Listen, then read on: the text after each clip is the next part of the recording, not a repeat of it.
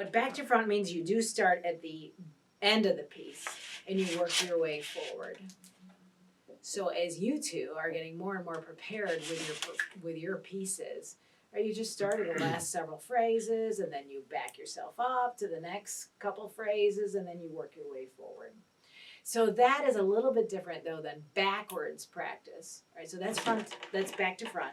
But backwards practice is when you have some nitty-gritty issue with a measure, right? Just with one measure, right? And then you do work backwards within that measure. You mean like you start like on beat 3 or 4 and then 3? And then and so you actually are playing a section backwards. So let's take a look at page 19, right, of your handout. And this is a little piece by Clementi. We played this last week. So if we picked up a measure, let's say 25, 26, 27, right? That is a tricky, challenging section. So I would have the students start at measure 27, and they would start, or the downbeat to measure 28, and they would play G, A, C, G, A, C. You get that? Are And you then they on would this add little thing one right note. here? I'm at Wait. measure 25, 26, 27, measure 28.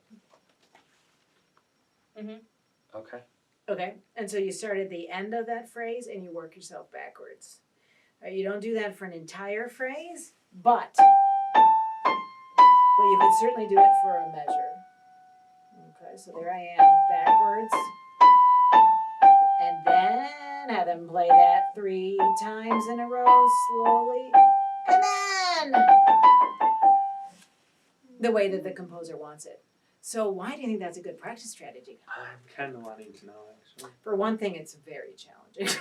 Just so you know it front and back. You just know it front and back, right? So, and your fingering is, you have to think about your fingering, what the notes are, you hear it in a different way, and it doesn't become, more than 7 to 9 notes.